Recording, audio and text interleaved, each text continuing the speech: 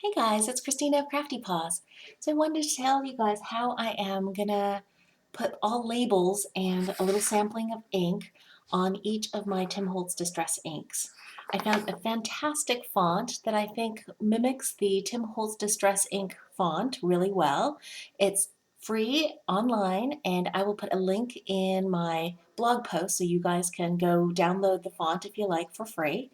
And what I did was I put the page in landscape, so it's horizontal rather than the portrait. I typed out each color centered, and then on each side of the paper, I cut off 5/8 of an inch.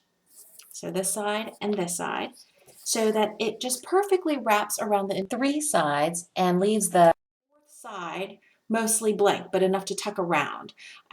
If you don't cut off the little ends, it almost matches, but it doesn't, so I wanted it to look more intentional. So I didn't want that fourth side covered. And then I just typed everything out double spaced. So in terms of spacing, I wanted to show you how I am measuring out the width of these labels. So I'm lining it up so that this type is between this little space here in my Fiskars trimmer, and that cuts off some of the top.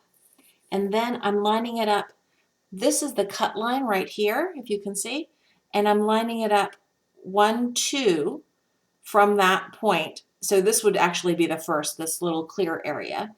1, 2, 3, 3/8 of an inch. And that makes a really good width for the label.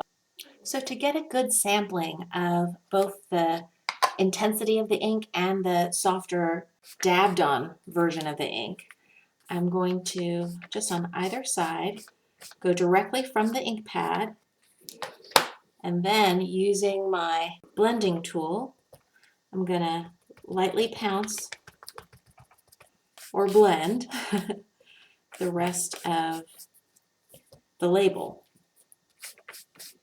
And the reason I don't blend over the text is because I don't want it to blur the actual text, the name. So that's the label.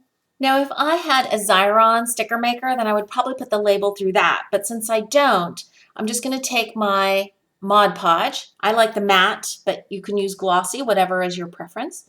And I'm going to put a healthy coat of Mod Podge on half of the label, just to make it easier to handle. And then I want to make sure I'm going to have the label go upright, so upside down on the ink pad, because I store my ink pads upside down. And I'm going to try and get it positioned in the middle of one side, and then smooth out the label so it has good contact with the edge of the ink pad. Normally I would not use Mod Podge on a slick surface like this plastic edge, but I think with a thin paper like this printer paper, it should adhere just fine. This is a sampling of some of my Tim Holtz Distress ink pads. They're all labeled up now, and I really like how they came out. I can clearly see the color that's contained in each ink pad, and I love that the font that I was able to find is a really good match, I think, for the Tim Holtz Distress ink font.